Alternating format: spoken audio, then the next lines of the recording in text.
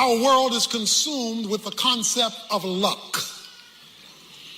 Chance happenings that just kind of take place. People will regularly say, "Boy, you sure are lucky."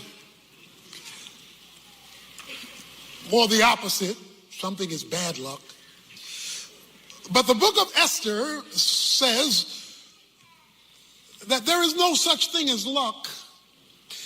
There is providence. God causing or allowing things and events to work toward his purposes. Esther has been promoted to be queen.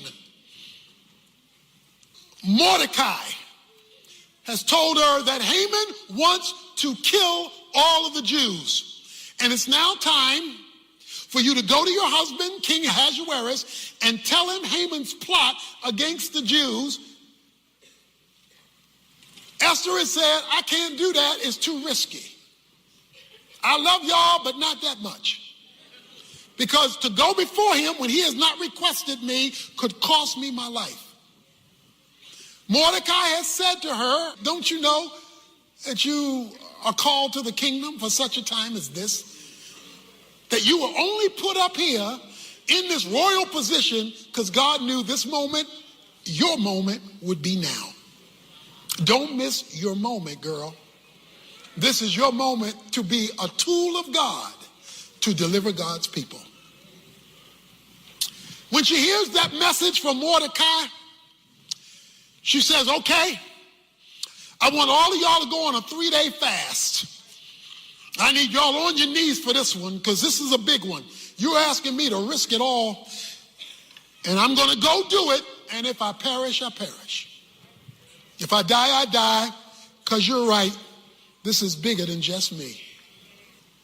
Chapter 5 opens up on the 3rd day, because it was a 3-day fast. Esther puts on a royal robe. She goes to the inner court of the king. The king is sitting on his throne. When the king sees her in verse 2, he extends the scepter, which means it's okay for her to come in and talk to him. She comes near, touches the top of the scepter out of respect, and then the king says to her, "What is troubling you?" Verse 3, Queen Esther. "And what is your request? Even to half of the kingdom it will be given you. Just tell me what you want." Esther says in verse 4, "If it pleases the king, may the king and Haman, who is out to kill the Jews, come this day to the banquet that I have prepared for him." I'm going to tell you around dinner. I'm going to fix your favorite food. We're going to lay it out, and I want you to bring Haman, and I'm going to tell you then what's going on around dinner. You will never get to see God's providence at work in your circumstances until and unless God sees you move in accordance with his will. The reason she prays first is because she needs to know how to approach this dangerous situation. She needs some divine insight in a difficult problem. So she goes to God in fasting. And this was a life and death issue. So she needed her antenna raised to hear what God had to say about this situation. The second thing he needs you to do is take a step of faith. But she couldn't just say, "I'm a fast, I'm a pray, and I'm going to wait on God." No, she was instructed to go before the king. She had to take a step of faith. So she trusts God. She believes God. She prays to God. And then she makes a risky step because there are no guarantees in advance. What does she get in return? Well, so far, what she gets is a plan. The plan is, I'm going to take my husband to dinner and I'm going to tell him to invite my enemy, Haman. In other words, I'm going to get Haman on home court advantage. I got to get Haman on my territory. She says, okay, it's a banquet. It's a dinner. Okay, bring Haman to dinner and let's go from there. So she invites her husband and her enemy to dinner. Guess who's coming to dinner? So, the banquet is prepared. And they drank their wine, verse 6, at the banquet. So this is a big dinner party for her husband. And the king said to Esther, what is your petition? Okay, you brought me here to dinner. You done fed me good. What do you want? For it shall be granted to you. And I mean, I'm going to do it big, because whatever your request, even the half of the kingdom, it will be done. I'm going to take care of you. What did you make this dinner for? Ooh, it's getting tricky now. Verse 7. So Esther replied, my petition and my request is.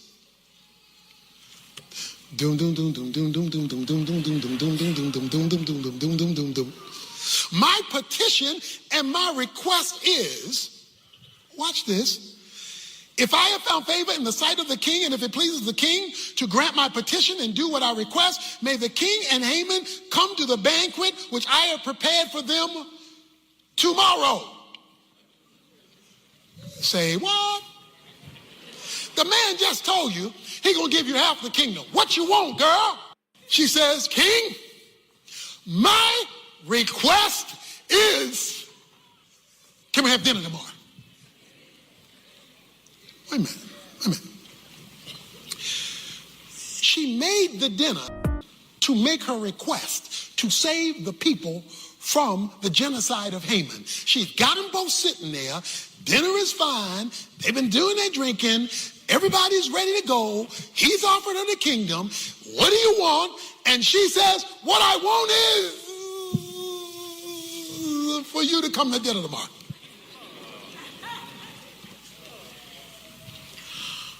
Something happened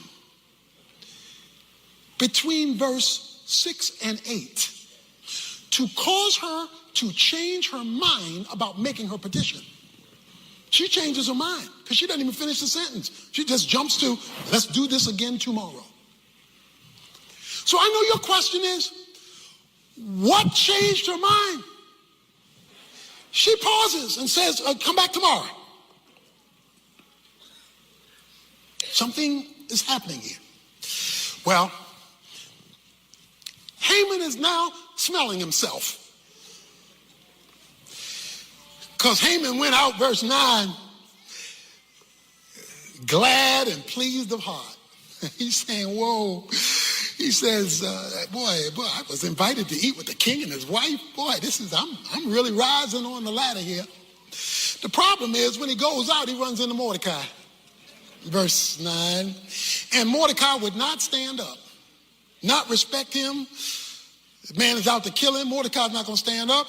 Haman was filled with anger against Mordecai.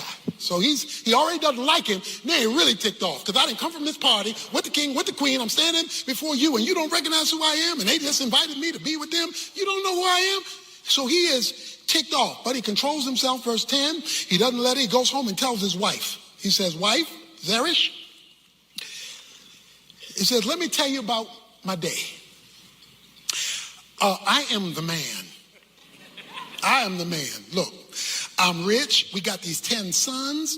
He says, verse 11, and the king magnified me and promoted me, and I'm above all the servants. And then guess what, baby?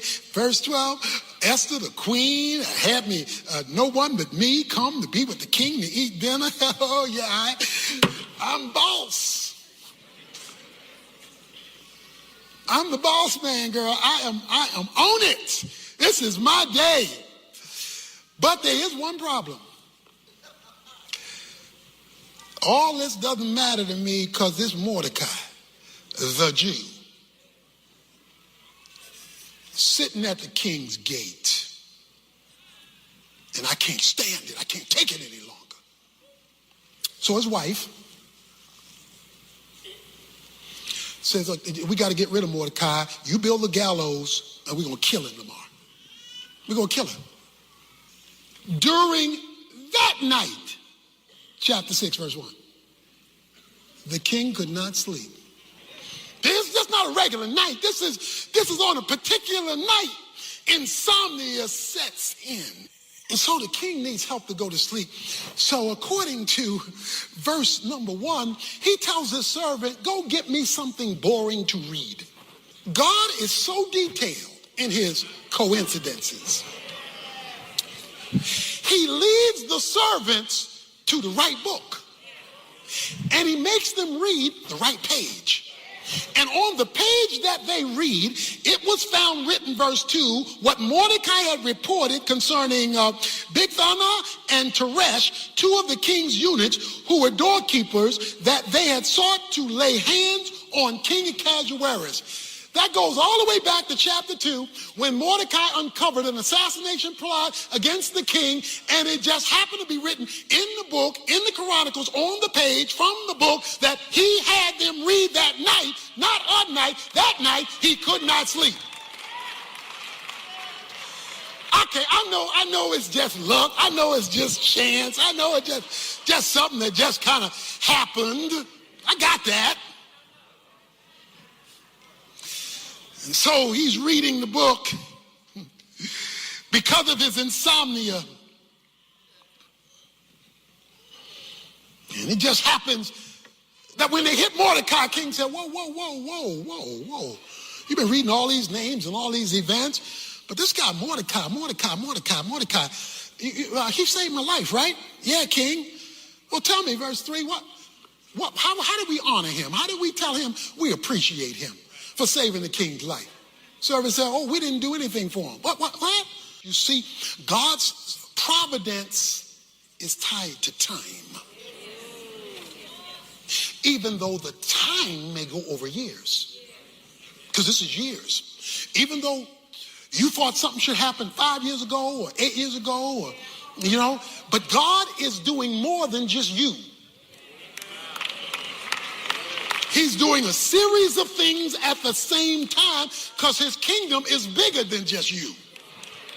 You are not the kingdom. You are a representative in the kingdom to be used by the kingdom for the kingdom, but you're not the only one in the kingdom. And so timing becomes everything.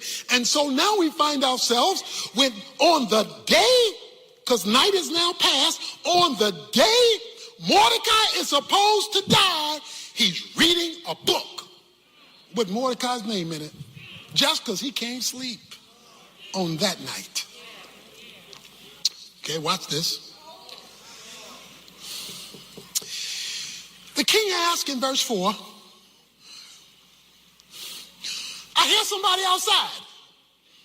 Who's outside in the court? It's early in the morning. Who would be up this early out there? Who's there? Who's in the court? He asked in verse 4.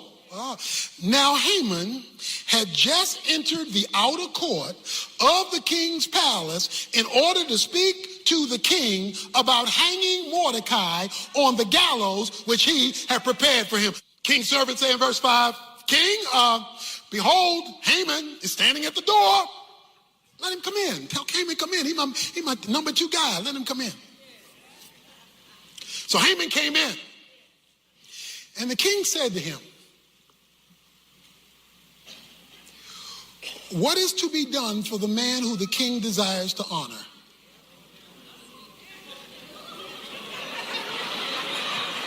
Dum dum dum dum dum dum dum dum dum dum dum dum dum dum dum. What is to be done with the man who the king decides to honor? Now, Haman thinks the king is talking about him. Haman thinks the king is talking about him. He's number 2. He's the number 2 guy in the land. We learned that early in the book. So the king says he wants to honor somebody. So Haman, because he's smelling himself. King want to honor me. Okay. Let me go for the gusto. You want to honor somebody, O king? Let me tell you what you should do. Here's what you should do, O king. Bring out the royal robe. Let him wear the king's robe, which the king has worn. Then bring him the horse on which the king rides. Then put a royal crown even on the horse.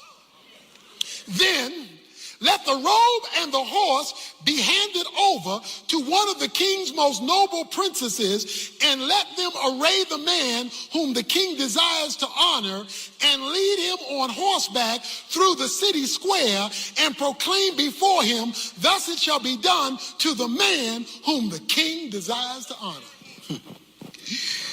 And so what happens? The king says, then the king said to Haman, verse 10, take quickly the robes and the horse, as you have said, and do so for Mordecai the Jew. Dum dum dum dum dum dum dum dum dum dum dum dum dum dum dum dum dum dum. Yeah, what you just said, I like that, hey. I like that, hey, why don't you go and do it for Mordecai the Jew?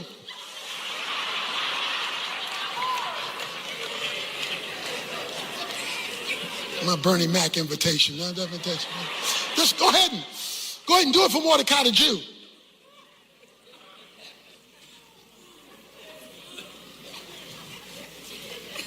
Listen to me, seriously.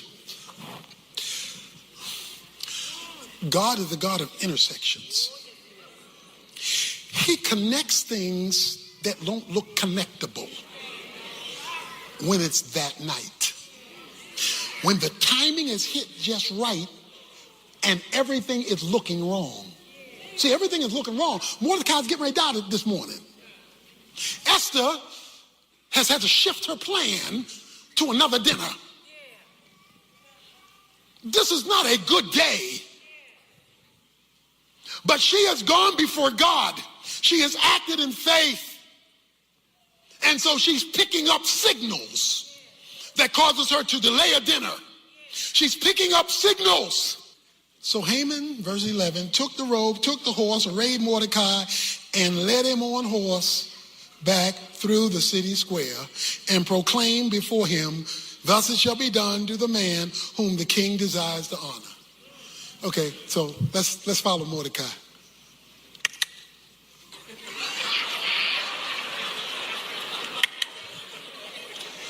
There's a man the king want to honor.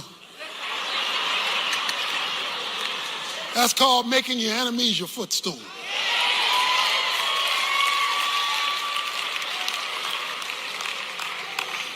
Then Mordecai returned to the king's gate, but Haman hurried home mourning with his head covered. Told his wife Zeresh, this is what happened today.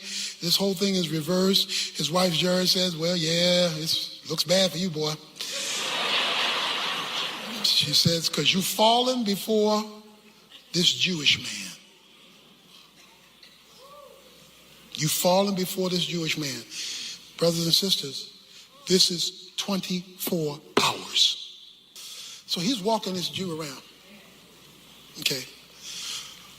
Why am I telling you that? Because I'm telling you the providence of God can even address racism. Okay, don't miss me. The providence of God, because we got racism. He wants to genocide all of the Jews because they are Jewish. It was religion, but it was racism. They were Jewish. The providence of God can handle racism. It was the providence of God in 1955 when a woman named Rosa Parks happened to be on the bus, happened to have a man talk to her. She happened to not be willing to get up, which led to a civil rights movement, which changed the laws of the land. God knows how, when he gets the right people with the right faith at the right time in the right place to do the right thing, to flip the script even racially. Okay, it's about 1969, around 1969. One of my professors in college asked me to go to a church with him, to his church around 1969. I went with my professor. I go inside the church, and when I walk out of the church, all hell breaks loose because blacks were not allowed in the church. My professor didn't agree with that. He asked me when I would go. I went. I didn't know all this. So I went, and the church went into convulsions. Because this is, coming off the civil rights era and all that. And they went into convulsions over this black man coming into the church. So they had a meeting. about what the church's official position was going to be, and there was a split among the leaders and among the congregation. On the Sunday that I went, they had a guest preacher who was candidating to be their new pastor. I didn't know who was going to be preaching, but he was candidating to be their new pastor. He preached. They had all planned to bring him in. He found out their position in light of me going to the church. He wrote the church and says, I cannot pastor a racist church. So he said, I'm not coming to this church. That split the church even more. From that day forward, the church began to go downhill, downhill, downhill, downhill, downhill, until it became a glorified Bible study. 5 years ago, I get a phone call from the chairman of the deacon board. He says, our church has never recovered from that day you came with the professor. And we recognize the reason God has not answered our prayers, the reason God has not rebuilt our church is because of the racism that we did to you way back in 1969. So I have been asked on behalf of the deacons to call you to apologize to you for the racism we did to you back in 1969. And I am calling you and I'm humbly requesting, would you come preach? Because God knows the right time to turn a situation around. I'm trying to tell you, you don't know who you're dealing with. Israel had been in the wilderness for 40 years. 40 years for them to learn faith. 40 years for their habits to be corrected. 40 years for them to be humbled. 40 years for them to be trained. And now it was time to cross over at the end of the 40th year. And what a miracle crossover it was. I mean, it was something to behold. Because we're told when they crossed over the Jordan, they crossed over the Jordan in flood season. Now, if there's any time you don't want to cross the Jordan, it's in flood season. That's the most dangerous time. That's the time when you're most likely to run into a problem or to drown. It was the time when the human capacity would be at its lowest. But I just want you to know God does some of his best work in flood season. When the waters are too high, the problems are too great, the needs are too daunting. In other words, where it's beyond you, where God makes it hard in order for you to see there's only one God and you and I, we are not he. And so it was in flood season that God would perform this miracle. It was no different than when the children of Israel crossed the Red Sea. They got Pharaoh coming on one end. They got the Red Sea on the other end. They're in a catch-22. They're in a conundrum. They can go neither way and find a solution that unless God shows up and does something supernatural. So by way of application, if you happen today to be in flood season, being overwhelmed by life's realities and life's circumstance, you may not be in as bad position as it looks, because it may be the impeccable season for the Almighty God to demonstrate how exactly almighty he is. So God told them in flood season to tell the priests to take the Ark of the Covenant, which contained the 10 Commandments, the Word of God, and to tell the priests to put their foot in the bank of the Jordan. Why? Because before you can ever see what God does in flood season, he wants to see you walking by faith. He doesn't want to see you talking by faith or feeling by faith. He wants to see you moving by faith. So he says, let the priests put their foot on the bank. I got to see that they're going to trust me. And so he gets these representatives, the principle of representation. So the representatives on behalf of the nation put their foot in the Jordan, and a couple of miracles took place. During flood season, God blocked the water from flowing down the Jordan River, so that now God walled them off, dammed them up, so that the water would stop flowing. That was one miracle in and of itself. But then the Bible says they crossed over on dry land. Not wet land, dry land. It had to be land where they could walk over and their feet not get muddy, where they could roll wheelbarrows of their goods and not get stuck in the mud, where horses could still trot across, walk across, and run across and not get stuck in waters that for years and centuries and decades had been wet. But the Bible says God not only dammed the water, he hardened the soil so that when they walked over on dry land. You need to understand who we're dealing with here. And it all happened in flood season. It was in this context of the supernatural intervention of God that God tells Joshua to get a representative, again, the principle of representative, where the leaders would represent the 12 tribes of Israel, to go back into the dry Jordan and pick up a boulder, a stone. Now, this wasn't a pebble. This was a major stone because he had to carry it. It says each one on his shoulder. So it was a major rock. And he says, what I want you to do with this rock is I want you to build a memorial. I want you to build stones of remembrance. I want you to build something so you'll never forget what was done here and who did it. I want you never to forget that the only way you got to where you are from where you came from is because God brought you in flood season from where you were to where you are. I don't want you to get the big head. I don't want you to think that it is by your power or your might that you are in this place 40 years later.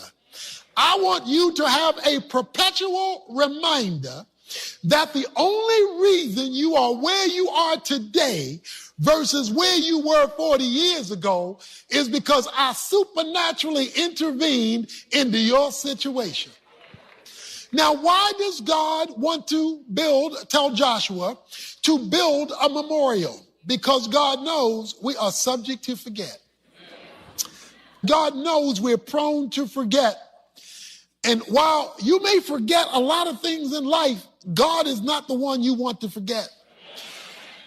I want to show you a few other scriptures that drives this home. In Deuteronomy chapter 4, verse 9, we're told these words, only give heed to yourself,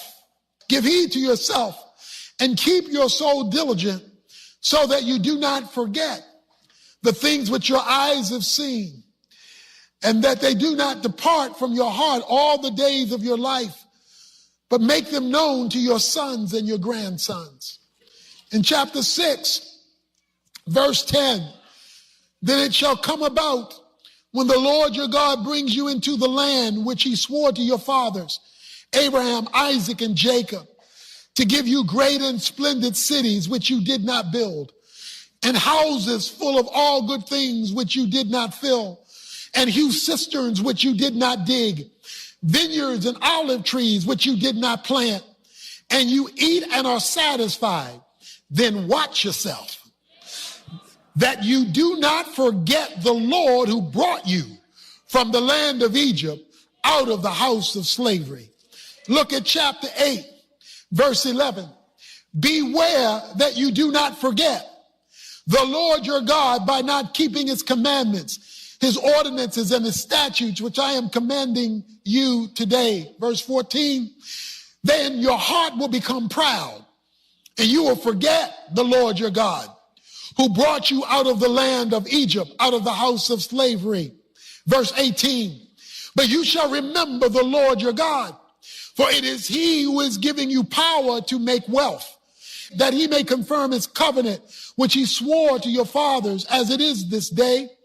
It shall come about, if you ever forget the Lord your God and go after other gods and serve them and worship them, I surely against you today will testify, and you shall surely perish like the nations that the Lord makes to perish before you. Do you get the message? You better not forget. I like that phrase in chapter 6. You better watch yourself, because it's easy to forget. It's easy to think you're your own source. It's easy to think it's all on you, about you, from you, to you, through you, and because of you. It's easy when you've gone from nothing to something to forget how you got there. Don't forget that God is your source. Don't forget that where you are now compared to where you were when you met me is not the same place, because I walked with you. Even in your rebellion, even in your disobedience, even in your disregard, he says, I fed you in the wilderness. I clothed you in the wilderness. I preserved you even when you were out of fellowship with me. So he says, in fact, if the truth were told, if many of us would have got what we deserve, we wouldn't even be here today. If God didn't protect us in that situation, deliver us out of that situation, we wouldn't even be here today. But because God oversaw us and didn't let what could have happened, happen, and he preserved us and walked us through it, he says, don't you forget. And so he tells them, I want you to build the stone, a memorial. He says, do not forget the goodness of God, that he alone is your source. And when we align ourselves to God like he wants us to align ourselves to him, he says, you will see me even in flood season. Demonstrate your glory. So he sends them to get the stones. You know, we believe in reminders. We have Memorial Day parades. You know, that's a reminder of the people who have sacrificed their lives for our freedom in America. And so they have because they don't want you to forget. There's an Independence Day parade on July 4th and all kind of independence celebrations to remind us of the battle from England that led to the founding of the nation. Why? Because they don't want you to forget. When I was in Washington, D.C. not too long ago, there are memorials. There's the Jefferson Memorial, the Lincoln Memorial, the Martin Luther King Memorial. Why? So you don't forget. They've got the great statements by these statesmen on the walls so that you can be reminded of what it took for us to be here. What they're trying to say is, we don't want you to forget. What God is saying is, if men who come and go don't want you to forget them, what do you think about the God who doesn't want you to forget him? Because let me tell you the big difference between folk who don't want to be forgotten and God who says, don't forget me. The folk who don't want to be forgotten, when they're gone, they're gone. You can't go to them for anything else. You can't reach them. You couldn't even reach them when they were alive. You sure can't reach them now that they've died. So they can do absolutely nothing from their memorial. But the God who brought you from yesterday is alive today, and you're going to need him tomorrow, so you better not forget. See, that's the problem today. The problem today is everybody wants to remember God for what he can give them, not for who he is. In flood season, when you were between a rock and a hard place at the Red Sea, when you didn't know how you were going to get out of this one, when you didn't know whether you were going to make it, when other folk gave up on you and you saw no way out, remember that I showed up and I met you in that place. Do not forget the Lord your God. And so, gather the stones. Gather the stones, and when you gather these stones, there's going to be a question. And the question is, what do these stones mean? A memorial should always provoke a question. What does this mean? We have trophies in the Fellowship Center. We got a trophy case, all kind of trophies from different things. Different teams have won from our sports ministries. Trophies. People don't even stop at the trophy case anymore. You know, you know they're there if you've been over there, but you don't stop to read it anymore. You know why? Because all of that is representative of the past. Every trophy in there is yesterday's news. And so you know they're there, but you don't go read them anymore. You don't go look at them. Even the people who participate in the championship, don't revisit them. Because it's yesterday's news. The reason why God doesn't want to forget you is that he's not just yesterday's news. I love his name. He told Moses, I am that I am. I, personal pronoun, am present tense. He's the right now God. So his trophy cases continue to be filled with current day realities of his presence and purpose in our lives individually and as a community. He's never old news.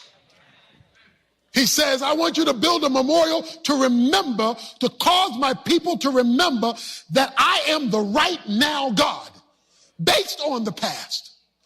So he told Israel, circumcise your sons and every generation after that. He said, remember the Passover. And then in the New Testament, Jesus says around communion, remember me. Why? Because of what I do right now, based on what I have already done.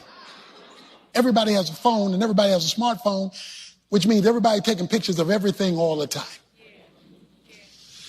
Pictures, pictures, pictures, pictures. Everybody takes pictures. You know why people take pictures? To build memories. You take pictures because you want to remember something or someone or some circumstance. We got to be the most picture-taking family in the history of picture-taking families. We got volumes and volumes and volumes and volumes of picture books from over the years. I was looking with my son Anthony through one about a year ago. We're going through his, and I guess every kid got their own book. And we were going through, and one picture after another, one picture after another, one picture after another. And he looked at me and he said, Daddy. I said, what? He said, we're going through this book, and I just noticed something. I said, what? He said, every page, you're there with me. You've been there all my life. If you turn the pages of your life and look close enough, you'll discover your Heavenly Father has been there all your life. Even in your unsaved days, you were covered enough for you to be here today. And so he says, I want you to build this memorial. And then he throws a zinger. He says, when your children ask you, what do these stones mean? Then you will say, because of the waters of Jordan were cut off, before the covenant of the Lord, it crossed the Jordan, the waters of the Jordan were cut off, so these stones shall become a memorial to the sons of Israel forever. We are supposed to have a transferable faith. It's supposed to be transferred from one generation to the next generation. You know why we're in the chaos we're in today? Because there has been a transfer problem. We have a generation of young people who have not had their faith transferred by their mothers or fathers. And so there is a massive transfer problem. In verse 24, I love this. He says that all the people on the earth may know that the hand of the Lord is mighty, so that you may fear the Lord your God forever. Ooh, watch this. Watch this. Israel, I'm going to bless you. Even though in the promised land, you're going to be surrounded by evil. They're going to be this Jericho, there's Ai, there's all these evil people, the Canaanites, Hittites, Amorites. They still in the promised land. You surrounded by evil. But in the middle of the evil that surrounds you, I got you. You got evil all around you, but I got you. But the reason I have you is so that the rest of the world may know. All them fools out there, all the Canaanites, Hittites, Amorites, I want them to know that I am in your midst. because I want them to hear stories about you.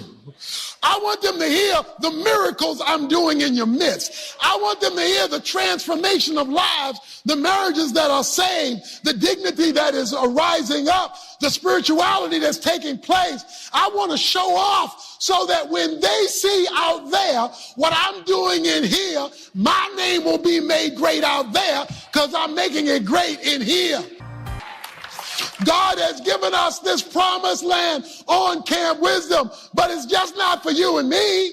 It's so that God can keep doing miracles on Camp Wisdom so the rest of Oak Cliff and Dallas and America can say, oh, God is showing up at 1800 block of Camp Wisdom because he keeps showing up there. How y'all able to do that? How you able to pay for that? How you able to change that? How you able to impact that? How you have the ability to own that? How do you ability to do that? And we can give testimony. It is to the Lord our God who met us in flood season. In your home, you may be surrounded by evil, but God says if you remember the Lord your God, even in your house, when you say, as for me and my house, we will serve the Lord. I don't care what the rest of the homes are doing around me.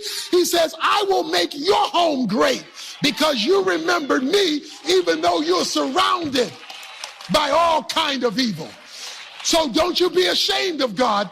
Don't you be ashamed to name his name. Don't you be ashamed to do good works in his name. Don't you be ashamed to praise him. Don't you be ashamed to glorify him. Fatherlessness dominates our cultural landscape today. 40% of all children in our country are raised without their biological father. In the African American community, 72% of children born are born to single parents. Whether you're looking at crime statistics or dropout statistics or teenage pregnancy statistics or poverty statistics, over and over and over again, the dominating reality of fatherlessness overwhelms us. Now, fatherlessness comes in many shapes and many forms. Some are fatherless because they've been abandoned by their father. Their father sired a child that they were not willing to take responsibility for. Other forms of fatherlessness is that the father may be there, but he might as well not be there because he's not accepted the responsibility of fatherhood. And so what we have developed is a generation of young people, children, who are growing up in a fatherless environment, and so they go seeking pseudo-fatherhood.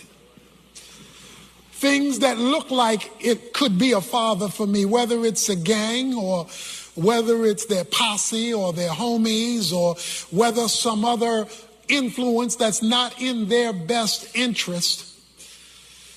Fatherlessness has become the daunting, overwhelming, painful reality of our culture that is fraying us. When God created man, before he gave him a wife and gave him children, he gave him the responsibility to act on his behalf. But now we have men who are simply satisfied to say, I'm not happy. Let me take a moment to talk about happy. I'm not against happy. I'm for happy. You should want to be happy. There's no benefit to being miserable. On the other hand, happy is not your first order of business. Your first order of business is to be responsible, whether or not you're happy. Because the measure of a man is his acceptance of responsibility under God as he seeks to be happy. But what we are having today are men, because they're no longer happy, abandoning responsibility. And so we are finding ourselves enveloped in a cursed environment because of the crisis of fatherlessness. In our passage today, we have a son begging for the blessing of his father. Esau is begging for a blessing. You must strip your mind about the casual use of the word bless. We say, God bless you, I bless you. We use the word fairly casually today many times. But when Esau was asking Daddy to bless him, he wasn't just saying, Daddy, say, I bless you. No, the blessing was speaking about something else. It was speaking about the continuity of the covenant. A symbol for the word blessing was covenantal continuity. Let me explain what I mean. It is my hope that every head of a household here has a will. If you do not have a will, you're not operating responsibly. A will simply says, this is what I want to happen with what I've been entrusted with to pass on to the next generation. A will speaks of an inheritance, usually related to stuff. In fact, folk gather when wills are read with their fingers crossed, hoping that there's a little something in there for them. Or more importantly, a whole lot of something in there for them.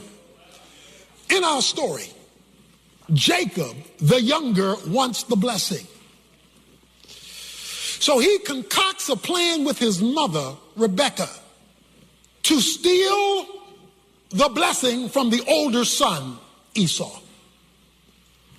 And so while Esau went out to hunt to get food in order to bring it back to his father for him to get the blessing, Rebekah told Jacob, look, what you do is you go get me a goat. I'll cook the meal. You go put on your brother's clothes because your father can't see. It says his eyes were dim. He won't be able to see. You go in there with your brother's clothes and you bring the meal that your brother's supposed to bring and let him bless you. So Jacob does that. He goes, gets the goat. The mother cooks the goat. He goes, puts on his brother's clothes. He walks in. His father, Isaac, says, who's that? Who's that? Who's that? And Jacob says, no, it's me. It's Esau, your oldest son. He says, I have your food. He says, come close to me. He says, now you feel like Esau, but you sound like Jacob. It says in verse 23, he did not recognize him. And so he blesses him. I'll talk about that in a moment. All I want you to get now is how critical the blessing was. He was willing to join partners with his mama against his daddy in order to get it. Because this thing involved his future. Now this raises a question.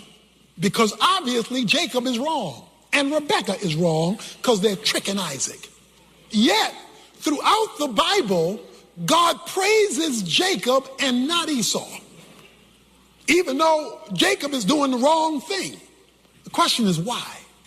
Well, you need chapter 25 to answer that. If you go back a page to chapter 25, verse 27, when the boys grew up, Esau became a skillful hunter, a man of the field. He's the athlete. Jacob was a peaceful man living in tents. Now, Isaac loved Esau because he had a taste for game, because he's the athlete, and Rebekah loved Jacob. When Jacob had cooked stew, because he's hanging with mama, so when he had cooked stew, Esau came in from the field and was famished, starving. So Esau says to Jacob, verse 30, please let me have a swallow of that red stuff there, for I am famished. Verse 31, Jacob says, first sell me your birthright. Sell me the rights of the firstborn, and I'll give you something to eat.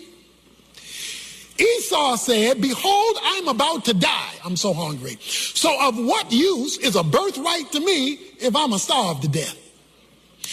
And Jacob said, first swear to me that you'll give me your birthright, the rights of the firstborn. So he swore to him and sold his birthright to Jacob. Then Jacob gave Esau bread and lentil stew, and he ate and drank and rose and went on his way. Here it is. Thus Esau despised his birthright. Esau thought so little of his birthright, he was willing to give it up for some food. As far as Esau was concerned, stay with me, there was no connection between my birthright and my blessing. My birthright is over here and my blessing is over there. But when you read Hebrews chapter 12, verses 16 and 17, it says, don't be like the immoral, godless Esau, who sold his birthright for food. The problem with Esau is he was only present oriented. He only wanted what he wanted now because he wasn't thinking about the future later. One of the problems we have among men is they're present oriented. I'm not happy now. I don't want the responsibility now. It's all about now. It's not all about now. It is about you passing forward the blessing. That is the divine statement of God from you, to you, and through you, because you are future oriented. He gets tricked, but God doesn't interfere with it because he didn't value his birthright. Now you may say, I don't have a birthright. Oh yeah, you do. If you've accepted Jesus Christ, you've been born again. You possess a birthright. There are rights and privileges that come with your new birth, but those rights and privileges incur responsibility. And sometimes you'll be happy, and sometimes you won't be happy, but what's that got to do? Sometimes you want to work, and sometimes you don't want to work. You better get up if you want to eat. In other words, responsibility has to function whether or not happiness is part of the equation, although there's nothing wrong with being happy. But that means you must be future oriented if you're going to pass on the blessing. And so we have Esau begging for a blessing. I mean, he's saying, please, Daddy. How many men here today were raised by a single mother? You were raised by a single mother, numbers of you. And praise God for the great job that so many of our single women do. But all a mother can be is the best mother she can be. She was never meant to have dual roles when there should be a man in the picture. He says, Father, bless me. Because that's what the father is supposed to do. He's supposed to pass it on. And the next generation should feel God all over them. If you've got kids in your house, pass that on to me. Now, what did the blessing include? In chapter 27, we're told. First of all, his father kissed him, verse 26. Please come close and kiss me. Because the blessing included an intimate touch. He says, here's the blessing, my son. Verse 28 and 29. May God give you of the dew of heaven, of the fatness of earth, of the abundance of grain and wine. May people serve you and nations bow down to you. May you be master of your brethren, and may your mother's sons bow down to you. Cursed is he who curses you, and blessed are those who bless you. God reached all the way back to the Abrahamic covenant. Abraham passed it on to Isaac. Isaac is now passing it on to Jacob, where it should have been passed on to Esau, who turned away his birthright. You know what the covenant was? You know what the blessing was? Divine favor moving forward. Divine favor moving forward. The blessing was future inheritance from God. Please notice the language. May God do this. May God do that. May God do this. May God do that. See, that's where the blessing is missing. We're just saying, I want you to do this and I want you to do that. Oh, you want to be a doctor. You want to be a lawyer. You want to be an engineer. You want to be a teacher. Nothing wrong with that. But the blessing was what God would do. I want God to do this. I want God to do that. I want God to do the other. I want God. It was about God, God, God, God, God. Not just what I want for you or what you want for you, but what God wants for you. That was the blessing. Because it would happen because of God. Whenever you see a caterpillar, it's got a glorious future. Now I know what you're looking at right now ain't much. When that thing cocoons, it's going to be pretty. And it's going to take flight. We got a generation of children who don't take flight. They're still crawling because they've never been blessed. They've never had The blessings stand over them to affirm them and to speak God into them. Not just stuff for them, but God into them, who will bring them the appropriate stuff. Your will must be more than stuff. My will must be more than stuff. It must be God and the transfer of divine favor. When I was growing up in Baltimore, we went duck pin bowling. Now, things were pretty rinky-dink. This wasn't high-class bowling. And a lot of the times, machines didn't fully work. So pins, sometimes all of them wouldn't get picked up. So some would still be laying down. Other times, the machine would pick them up and one would drop out of it and fall back down. There was this guy. Now, you couldn't see him. All you could see is his feet. And all he went was from lane to lane, picking up pins that the machine couldn't get. So he running to this lane, running to that lane, running to this lane. He picking up stuff that got knocked down and that the machine couldn't pick up, so the next person could bowl. I don't care how long you've been knocked down. I know somebody who can pick you back up and set you right again, because he wants you to have the blessing, the forward-moving favor of God commuted to you so you can commute it to yours. I've told the men how much I love Rocky V. And I love all the Rockies, but really love Rocky V. In Rocky V, Rocky is retired because he's gotten bruised and beaten. His eye is bad. He can't fight anymore in Rocky V. He comes across a young upcoming fighter named Tommy Gunn. And Tommy Gunn has admired Rocky Balboa as he followed his career. And so they meet and become friends. And he says to Rocky Balboa, "Rocky, Italian Stallion, will you train me?" Rocky said, "Boy, yeah, I can stay in the fight game by helping you. So yeah, I'll train you." So Rocky works with him, and Tommy Gunn goes up the ladder, up the ladder, up the ladder, and becomes the heavyweight champion of the world due to the influence of Rocky Balboa. The movie comes down to the last 15 minutes. The whole movie zeroes in on that last 15 minutes. See, Tommy Gunn has now become the champion of the world and has gotten to his head. So he's gotten a lot of money now, and he's gotten a lot of attention, a lot of notoriety in the news. So Tommy Gunn is living large, and he doesn't need Rocky anymore. In fact, he gets belligerent with Rocky. In that last 15 minutes, they're in a gathering, and Tommy Gunn hits Rocky Balboa's wife's husband, his brother-in-law. I mean, he clocks him and knocks him down because of some argument they were having. Then Tommy Gunn insults Rocky and insults Rocky's son.